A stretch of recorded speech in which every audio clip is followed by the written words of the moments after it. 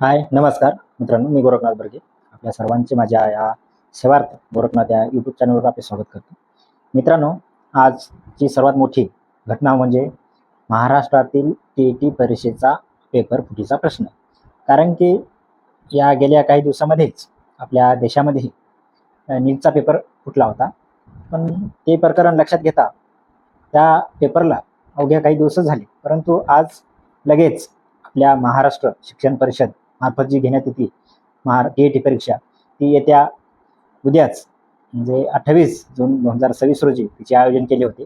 परंतु आज महाराष्ट्रामध्ये काही ठिकाणी तिचं जे पेपर फुटीचा जे संशय समोर आला आहे, तर त्या दृष्टिकोनाने या महाराष्ट्र शिक्षण परिषदेने उद्या होणारी टी परीक्षा समोर ढकलली आहे. तात्पुरती उद्या आता रद्द केलेली आहे.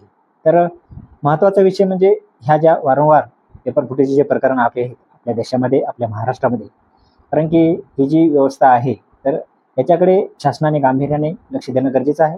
कारण की प्रत्येक या पेपर फुटीमागे ज्या कोणाचा हात असेल त्यांच्यावर गुन्हा दाखल करून जे त्यांना शिक्षा देण्यात यावी आणि